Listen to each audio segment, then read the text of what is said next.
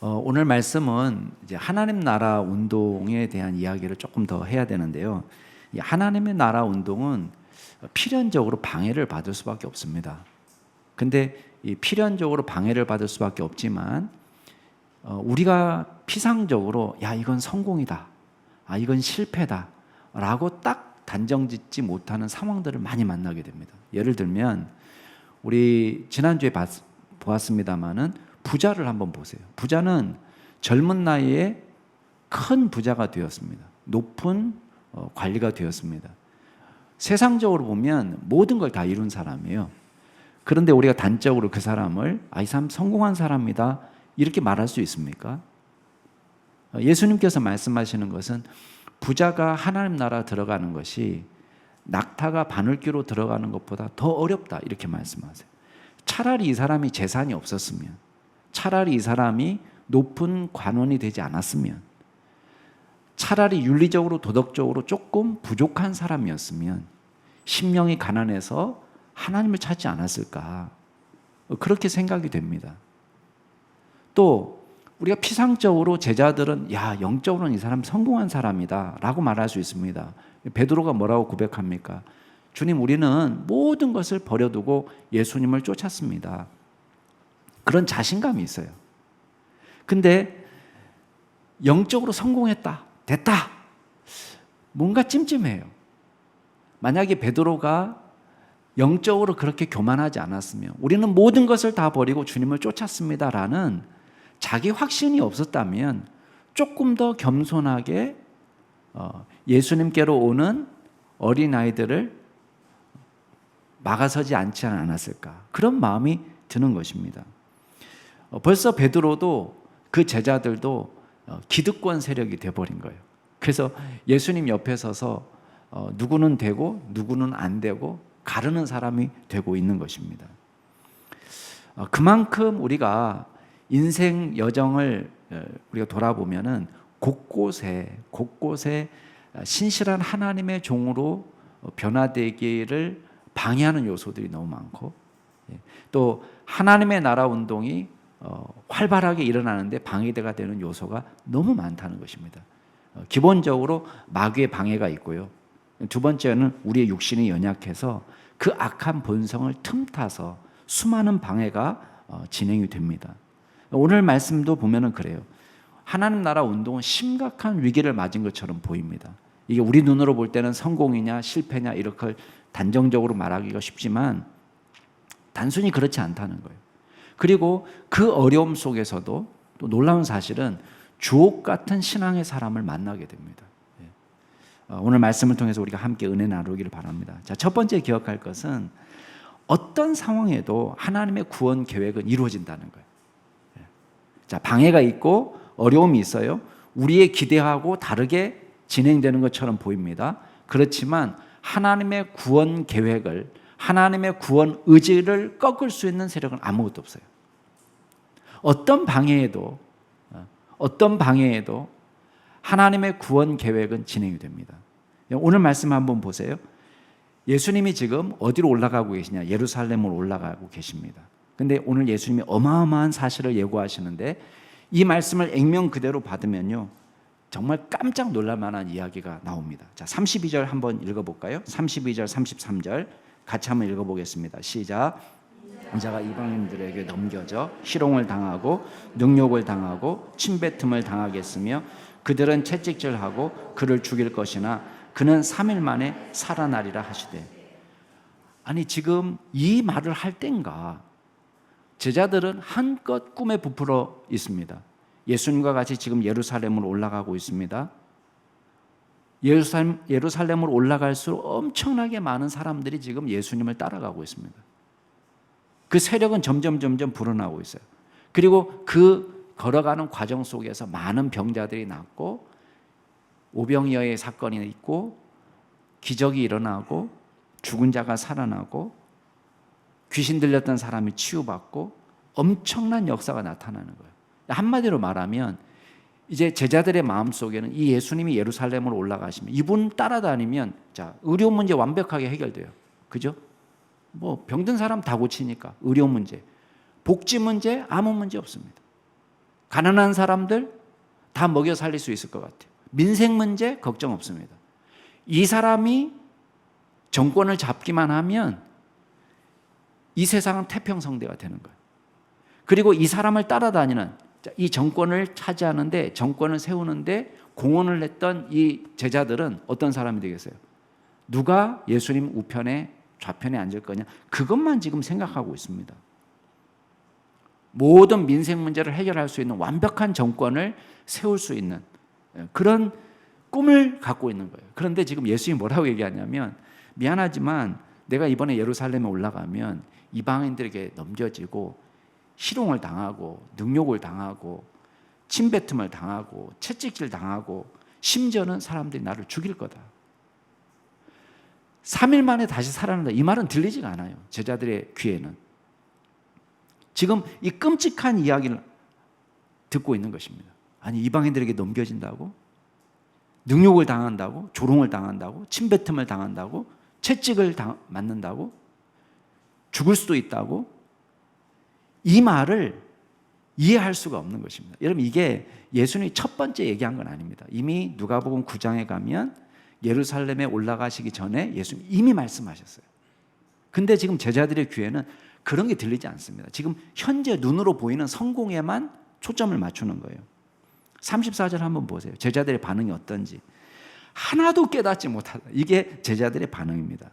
여러분, 아까 우리 32절 33절 말씀을 읽을 때에 어려운 단어가 있었나요? 난해한 문장이 있었습니까? 아니에요. 이거는 어휘의 문제도 아니고 문법의 문제도 아니고 난해한 문장의 문제도 아닙니다. 다만 믿고 싶지 않은 사실이에요. 제자들은 이 말씀을 상징적으로 이해했던 것 같습니다. 상징적으로는 뭐냐? 다만, 지난번에 말씀하셨잖아요. 예수님이 누구든지 자기 목숨을 보존하려는 사람은 잃어버릴 것이고 잃어버리는 사람은 오히려 보존하게 될 거다. 이걸 상징적으로 얘기했는데, 하나님 나라를 위해서 내가 정말 죽는 데까지, 고난을 당하는 데까지 나갈 수도 있다. 내가 그만큼 노력할 거다. 상징적으로 내가 목숨을 보존하기 위해서, 나라를 세우기 위해서 내가 죽을 만큼 고생할 거다. 아마 이 정도 뉘앙스로 알아듣지 않았을까 싶습니다. 제자들이 제가 물어보진 않았지만 이 정도 뉘앙스로 알아듣지 않았을까.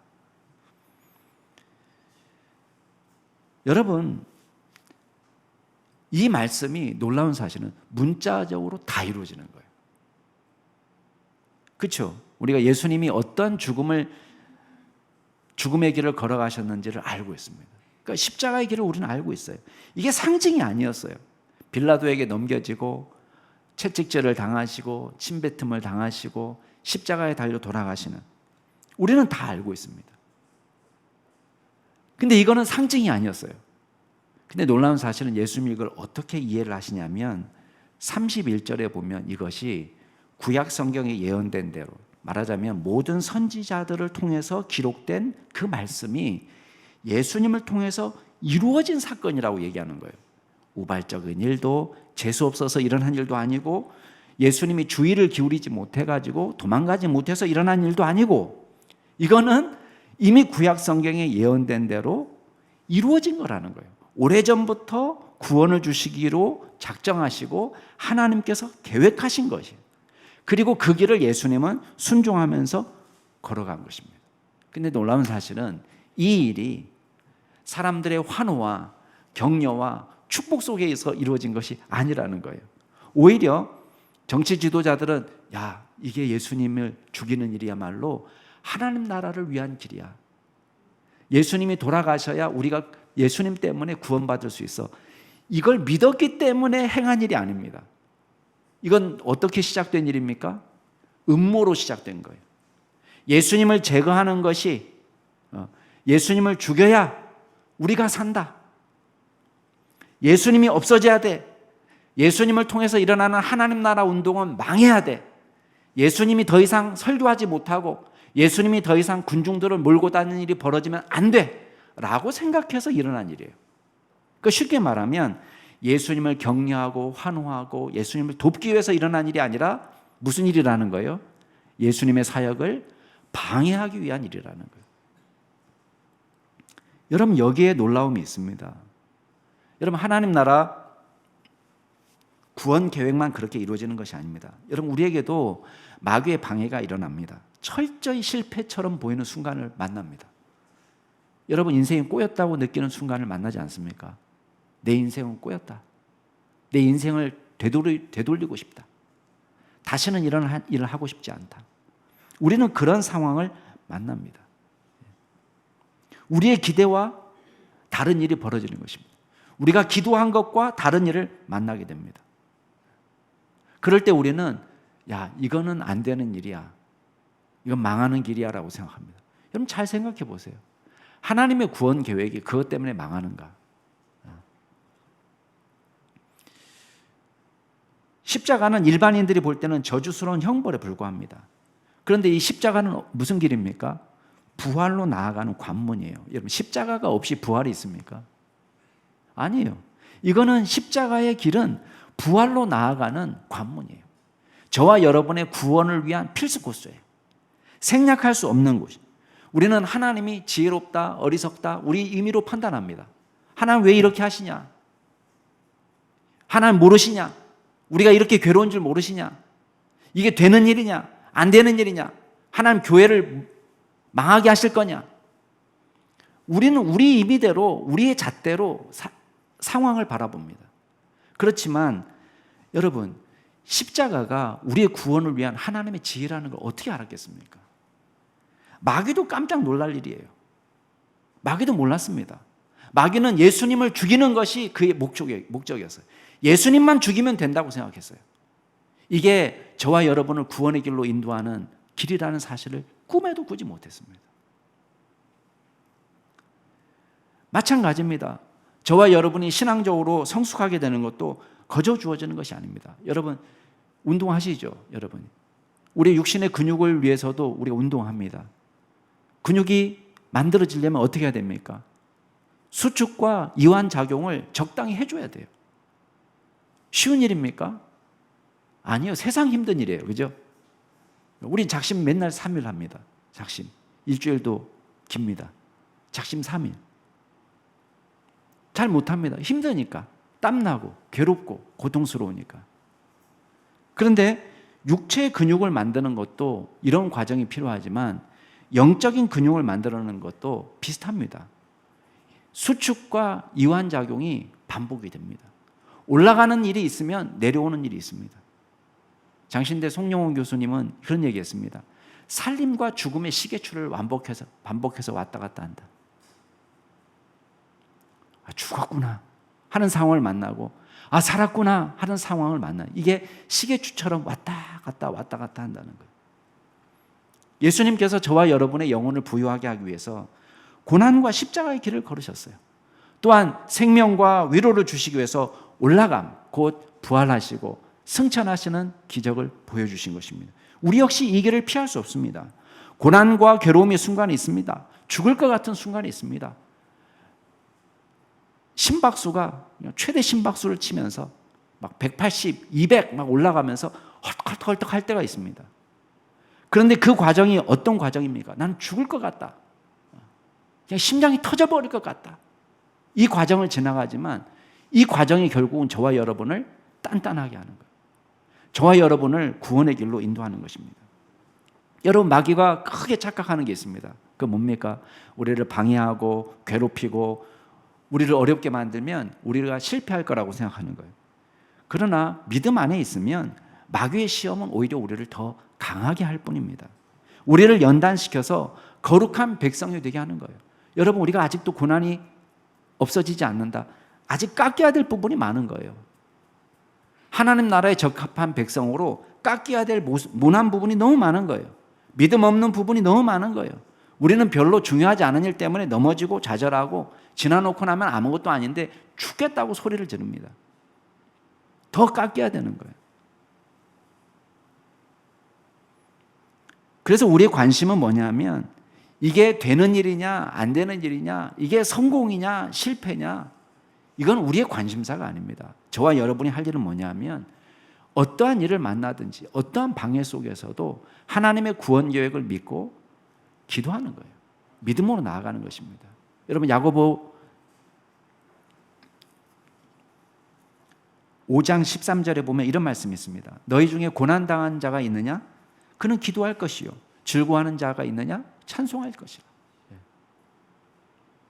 고난이 오든 찬송할 일이 있든 즐거운 일이 있든 별로 중요한 일이 아니라는 거예요.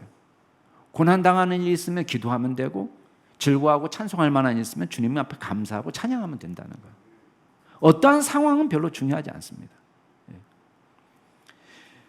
병이 오지 않도록 하는 건 우리의 소관이 아닙니다. 병이 오든 가든 그거는 우리의 문제가 아니에요. 우리의 문제는 뭡니까? 병든 가운데도 하나님을 바라보는 거예요. 너희 중에 병든 자가 있느냐? 그는 교회 장로들을 청해라. 그들은 주의 이름으로 기름을 바르며 그를 위해서 기도할지니라. 믿음의 기도는 병든 자를 구원하리니 주께서 그를 일으키시리라. 혹시 죄를 범하였을지라도 사하심을 받으리라. 그러므로 너희 죄를 서로 고백하며 병이 낫기를 위하여 서로 기도하라. 의인의 간구는 역사하는 힘이 큼이라. 여러분, 우리가 뭘 할 수가 있습니까? 우리는 마음대로 할 수 있는 일들을 너무너무 많이 만납니다. 그렇지만 마귀의 방해가 끊임없이 있고, 여러분, 마귀는요, 예수님도 시험하는 거 아시죠? 마귀가요, 믿음 연약한 사람만 시험하는 게 아닙니다. 믿음이 좋은 사람도 시험하고, 사람 가리지 않습니다. 사람을 가리지 않아요. 남녀노소를 가리지 않고, 우리가 마귀에게 배울 것이 하나 있다면 엄청 성실하고 근면하다는 거. 부지런합니다. 굉장히 부지런합니다. 졸지도 않고 주무시지도 않고 열심히 활동합니다. 근데 이 마귀가 부지런히 방해해도 우리가 관계할 수 없는 것, 우리의 믿음, 우리가 주님 앞에서 어떤 일을 만나도 하나님의 구원 계획은 막을 수 없다라는 사실을 믿고 믿음으로 나아가는 거예요. 그 은혜가 저와 여러분의 있기를 주의 이름으로 축복합니다. 자, 두 번째 우리가 기억할 것은 어떤 방해도 믿음의 사람을 막을 수 없다는 거예요. 자, 아까는 하나님의 구원 계획을 막을 수 없다고 그랬어요. 하나님의 구원 계획은 이루어집니다. 어떤 방해에도. 예수님은 십자가에 매달고 죽이고 침 뱉고 조롱하고 채찍질해도 상관없어요. 마찬가지예요. 믿음의 사람을 막을 수 있는 것도 아무것도 없습니다. 오늘 말씀해 보니까요, 여리고에 예수님께서 이제 들어가셨는데 맹인을 만났습니다. 이 사람은 거지입니다. 직업이 거지입니다. 그래서 구걸하고 있습니다. 사람들이 소란스럽습니다. 질문합니다. 지금 무슨 일이 벌어지고 있습니까? 그랬더니 옆에 있는 사람이 대답해 줍니다. 나사렛 예수가 지나간다. 그랬더니 이 사람이 확 돌았어요. 갑자기 이 사람이 38절에 보니까 소리를 지르기 시작하는 거예요. 다윗의 자손 예수야, 나를 불쌍히 여기소서. 예수님은 아무 말씀도 안 하시는데 주변에 있는 사람들이 나서가지고 소리를 칩니다. 조용해라, 시끄럽다, 네가 뭔데? 소리를 지르는 거예요. 여러분, 이 사람이 가만히 있습니까? 아니에요. 39절에 보니까 더 크게 소리 질렀다는 거예요. 다윗의 자손 예수여, 나를 불쌍히 여기소서.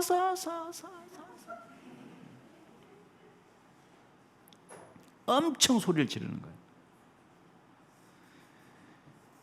여러분, 주변 사람 왜 말립니까? 무슨 잘못 저질렀길래?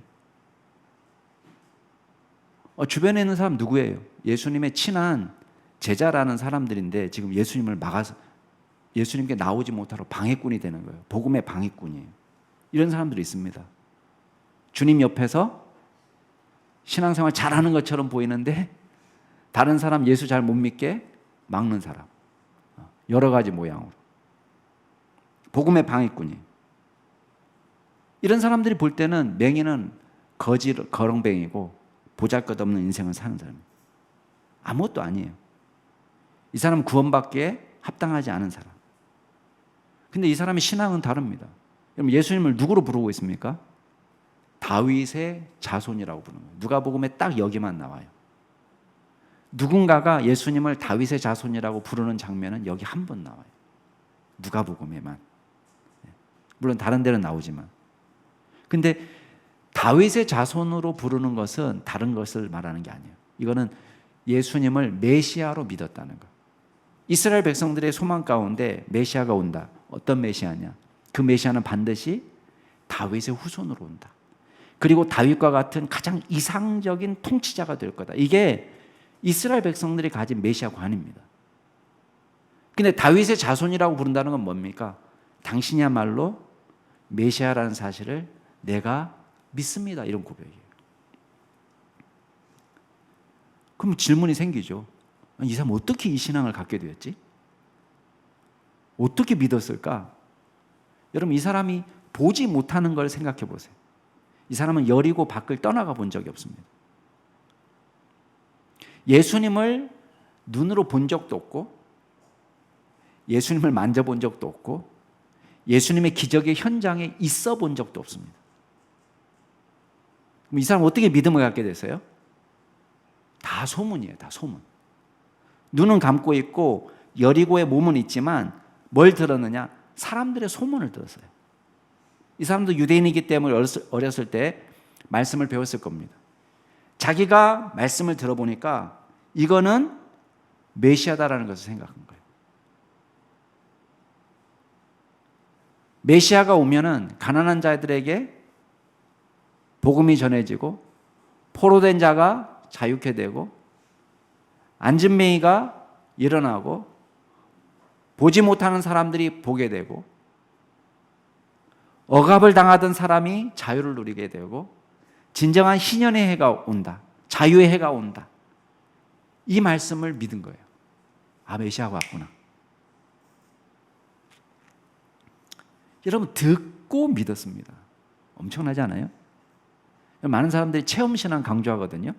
뭘 봤네, 등이 뜨거워졌네, 가슴이 뜨거워졌네, 빛이 번쩍했네.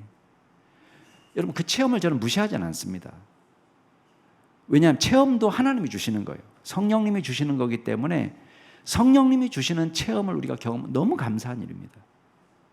그렇지만 이 체험은 우리가 추구할 건 아니에요. 내가 그걸 쫓아간다고 체험할 수 있는 게 아닙니다. 특별히 믿음을 강화시키기 위해서 하나님께서 주시는 경우가 있습니다. 근데 이 맹인의 경우는요, 체험신앙하고는 거리가 멉니다.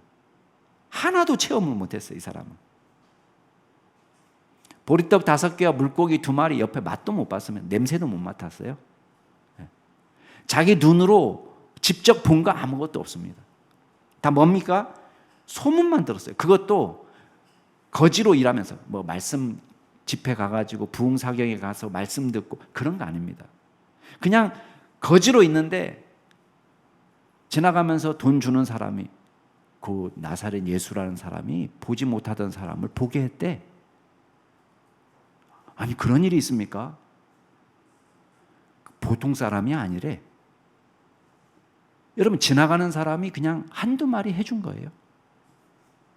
이걸 차곡차곡 들었어요.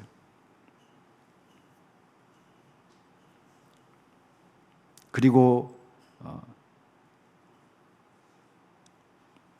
예수님께서, 나사렛 예수가 다윗의 자손이요 메시아라는 사실을 믿은 것입니다. 그러니까요, 이 사람을 잠잠하게 할 수 있습니까? 소리 지르지 마라, 잠잠해라, 체면을 차려라, 차례대로 말해라, 아무 소용이 없는 거예요. 여러분, 이 믿음의 사람을 어떻게 막을 수가 있습니까? 여러분, 이 사람은 확실히 믿기를, 이 사람이 내 인생의 전환점이다. 이 사람을 만나야지 내가 구원받는다. 이 사람을 만나야지 내가 고침받는다. 여러분, 이 사람, 이거 확실히 믿는 사람을 뭘로 막겠어요? 뭘로 막았습니까? 이 사람 만약에 잠잠하라 이렇게 하지 않고 막 두드러 팼다면 어떻게 됐을까요? 때리지 마세요, 다시는 안 그럴게요, 이랬을까요? 아니에요. 막을 수가 없어요. 이 사람 두드러 패고 죽인다고 해도 막을 수가 없어요. 예수님이 데려오라고 그랬습니다. 40일째 물어봅니다. 야, 도대체 뭘 원하냐? 그랬더니요, 이 사람이 대답합니다. 주님, 보기를 원합니다. 이게 이 사람 신앙이에요. 예수님을 누구로 생각하느냐가 이 사람의 신앙이에요. 거지의 사명은 뭡니까? 한 푼 줍쇼예요. 한 푼 줍쇼. 나사렛 예수여, 다윗의 자손 예수여, 한 푼 줍쇼, 이렇게 할 수 있어요. 사람이 이렇게 많이 떼거지로 지나가는데 이 많은 사람들 한 푼만 줍쇼, 한 푼씩만 줘도 나는 부자가 될 겁니다, 이렇게 얘기할 수 있어요. 근데 이 맹인은 뭐라고 얘기합니까? 주여 보기를 원합니다. 이게 신앙입니다. 그럼 요한복음 5장에 가면 베데스다 연못가에서 구걸하는 38년 된 병자가 나오거든요. 꼼짝달싹을 못해요. 거기에 어떤 전설이 있냐면 이 베데스다 연못이 천사들이 가끔 와서 물을 탁 치면은 물이 움직이는데 그때 1번으로 물속에 뛰어드는 사람이 고침받는다. 이 전설이 있는 거예요. 여러분 38년 동안 이 사람 못 들어갔어요. 왜 못 들어갔을까요? 움직이지 못하는 사람이니까. 경쟁력이 제일 떨어지는 사람이에요. 예수님이 지나가는데 예수님이 질문합니다. 무엇을 원하느냐 묻지 않고 노골적으로 당신 낫고 싶소? 이렇게 물어봐요. 그때 이 사람 뭐라고 얘기하는지 아세요? 예, 낫고 싶습니다. 믿음 있으면 이렇게 얘기해야 되잖아요. 그렇게 얘기하지 않고 이렇게 얘기합니다. 사람이 없습니다. 사람이. 이 사람 대답이 그래요. 사람이 없습니다. 어떤 사람이 없다는 거예요? 나를 1번으로 물에 집어넣어 줄 사람이 없다는 거예요. 내가 보니까 사람이 없습니다 말은 그거예요. 사람이 필요합니다. 내가 보니까 당신 힘있게 보이는 젊은 청년인데 나 좀 넣어주세요. 그 말이에요. 여러분 이 부탁이 뭔지 아세요? 세계 최고의 셰프를 데려다가 편의점 가가지고 컵라면하고 삼각김밥 사오라고 심부름 시키는 건 똑같아요. 최고 셰프가 옆에 있는데 저 좀 너무 배고프니까 저 삼각김밥 좀 저기 컵라면 좀 사다 주실래요? 이 맹인은 알았습니다. 예수님이 누군지.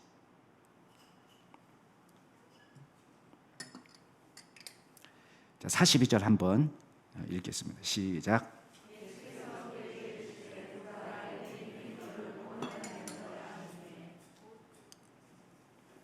이 사람이 치유를 받았습니다.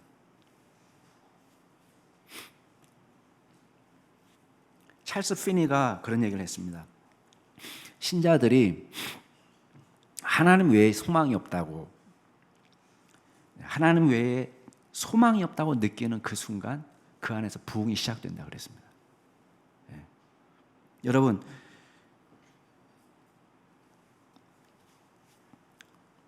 부흥의 순간이 언제냐? 부흥의 순간이 언제냐면 예수님 외에는 답이 없다라고 느낄 때 부흥의 순간입니다. 예. 우리는요 아직도 믿을 만한 게 너무 많아요. 아직도 믿을 구석이 너무 많은 거예요.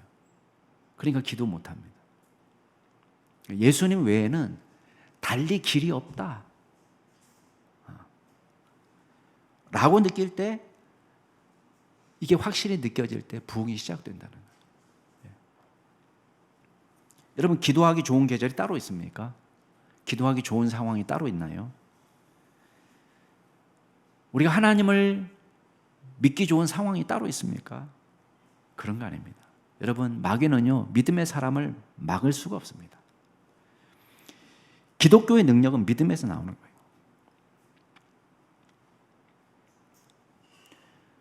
예레미야는 믿음이 있기 때문에 하나님의 말씀을 전하지 말아야지 100번 결심해도 막을 수가 없는 거예요. 너무 고난이 심하니까 내가 이제는 설교 그만하겠다. 내가 한마디 하면 한마디 맞고 한 번 말할 때마다 한 번씩 맞고 두드러 맞고 감옥에 들어가고 설교하지 말고 그냥 입 다물고 지내야지. 예레미야 20장에 이렇게 고백합니다. 내 마음이 불붙는 것 같아가지고 골수에 사무쳐서 답답해서 견딜 수 없었다. 나 복음을 그만 전해야지. 안 된다는 거예요. 믿음의 사람을 막을 수 없다는 거예요. 여러분 신앙의 사람은 막아지지가 않습니다.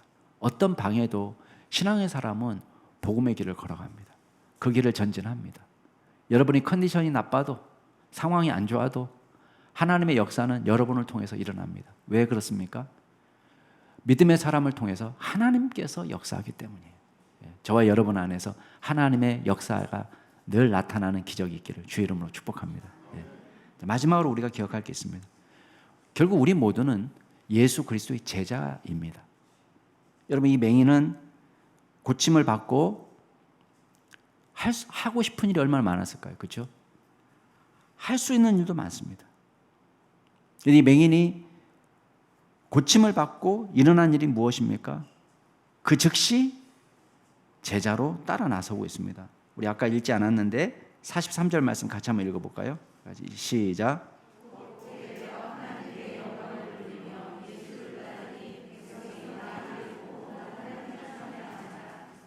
아멘. 제자로 따라 나섭니다. 여러분, 마가복음에 보면, 마태복음에도 비슷한 얘기가 나오는데 고침받고 나서 예수님은 가라 이렇게 명령해요. 가라. 여기 누가복음에도 가라는 생략되어 있지만 예수 분명히 얘기하셨겠죠. 예, 그래 이제 편안하게 살아라. 이 사람이 그걸 거부해요. 예수님 곁에 있기를 원합니다. 자유를 얻었습니다. 보게 되었습니다. 하고 싶은 일이 많습니다. 여러분, 이때가 인생에서 제일 위험할 때, 억눌렸다가 고난당하다가 이 압력이 없어졌을 때, 이때가 인생이 가장 위험할 때.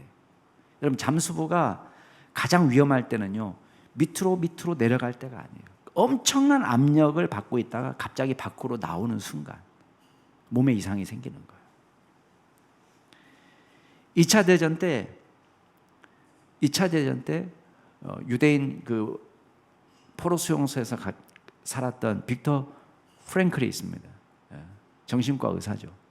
그러니까 이 사람이 그런 이야기를 했습니다. 여러분, 수용소에서 엄청난 정신적인 압박을 받았어요. 매일매일이 사는 것이 기적이에요. 오늘 죽을까 내일 죽을까, 난 언제 죽나, 그런 엄청난 압박, 정신적인 압박을 갖고 살아가는 것입니다. 근데 이 사람들이 그곳에 있을 때는 별일이 없었어요. 근데 언제 문제가 생겼냐? 해방을 맞았습니다. 수용소에서 나왔는데 이 사람들이 엄청난 억압을 당하고 있다가 이 압력이 콱 풀린 거예요. 그랬더니요, 이 의사가 발견한 건 뭐냐면, 같이 갇혔던 그 유대인 동료, 수용소에 갇혔던 유대인 동료들이 수용소에서 그 당했던 그 폭력과 억압을 다른 사람에게 하더라는 거예요. 엄청나게 폭력적이고 엄청나게 억압적인 사람으로 변화되더라는 거예요. 내게 주어진 자유를 하나님을 위해서 쓰는 것이 아니라 또 다른 폭력과 억압으로 사용하더라는 것입니다. 맹인에게 닥친 위기가 바로 그런 겁니다. 이제 보게 되었다. 내 마음대로 할 수 있다. 죄악의 삶으로 갈 수 있습니다. 그러나 이 사람 그 자유를 누구를 위해 씁니까? 하나님 나라를 위해 쓰는 거예요. 지난 6월 19일 날 98세를 일기로 우리 소천하신 주선의 교수님이라고 계십니다. 장신대 기독교 교육학과 교수님으로 계셨고, 또 은퇴하신 이후에도 명예교수로 계시고 오랫동안 탈북민 사역들을 하셨습니다. 그리고 일찍 이제 돌아가시기는 98세에 돌아가셨지만 70대에 본인이 갖고 있는 모든 재산을 헌납을 하셨어요. 근데 이제 돌아가시기 한 달 전에 마침 이제 돌아가실 걸 알고 한 건 아닌데 인터뷰를 했어요. 장신대에서 기자들이 가가지고 인터뷰를 했습니다. 그러면서 생전에 이 유산을 다 기증하면서 평양 신학교를 평양에 있던 장로의 신학교가 평양에 있었거든요. 평양의 신학교를 재건하는 데 써달라, 그렇게 유언을 남기셨는데 그 배경이 있습니까? 그랬더니 이분이 평양에 있는 동안에 자기가 중고등부 교사, 주일학교 교사를 하면서 이런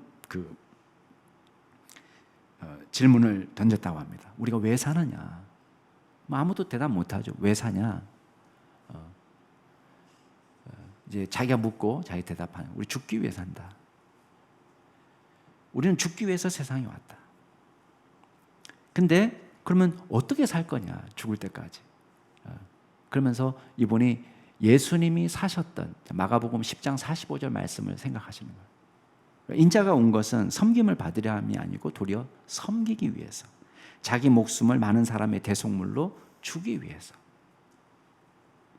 우리는 예수님을 본받아서 우리도 예수님처럼 섬기고 주고 하늘나라로 가야 된다. 이게 이분의 삶의 모토였다는 거예요.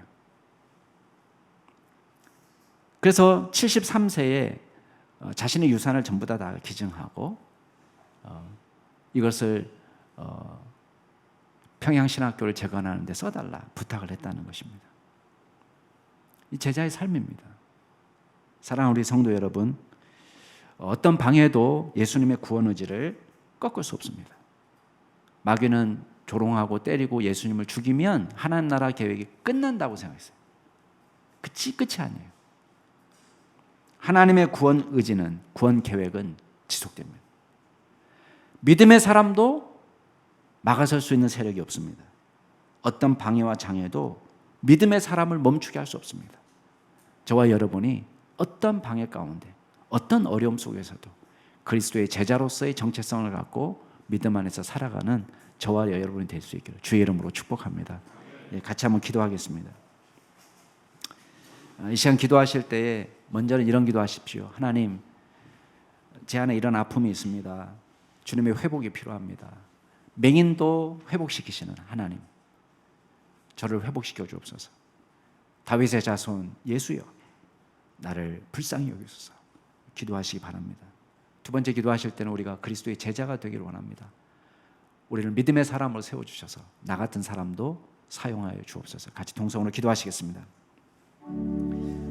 존귀하신 하나님 아버지, 주님, 우리의 상황과 우리의 처지를 아시는 주님께 우리의 상황을 맡겨드립니다.